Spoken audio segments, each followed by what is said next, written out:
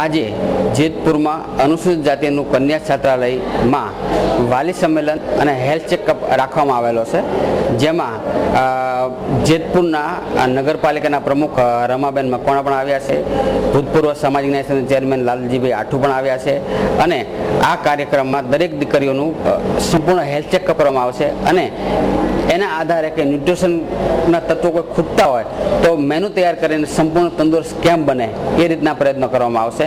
તેમજ વાલીઓ પાસેથી છાત્રાલય જોઈને એમને એમ લાગે કે આમાં કોઈ સુધારા કરવાની જરૂર છે, બીજા પ્રકારના અભ્યાસક્રમો એમને વિકાસ માટે કરવાની જરૂર છે, તો એ અંગે પણ વિચાર વિમર્શ કરવાના છીએ। મારું નામ સરવૈયા ભૂમિ સુરેશભાઈ છે। હું FY BComમાં અભ્યાસ કરું છું। હું આ છાત્રાલયમાં પહેલા વર્ષમાં આવી છું। આ છાત્રાલયનું વાતાવરણ એકદમ અનુકૂળ છે ભણવા માટે અને મારી એક આશા છે કે દલિત સમાજની બધી છોકરીઓને ભણાવે અને જેતપુર વિસ્તારની છોકરીઓને આ છાત્રાલયમાં ભણવા મૂકે। આ છાત્રાલયનું વાતાવરણ એકદમ સરસ છે, ભણવા માટે યોગ્ય છે, જમવાનું સારું આપે છે અને એના સ્ટાફ ઘણો સહકાર આપે છોકરીઓને।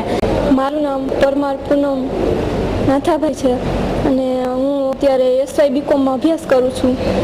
આ છાત્રાલયમાં હું 2 વર્ષથી રહું છું।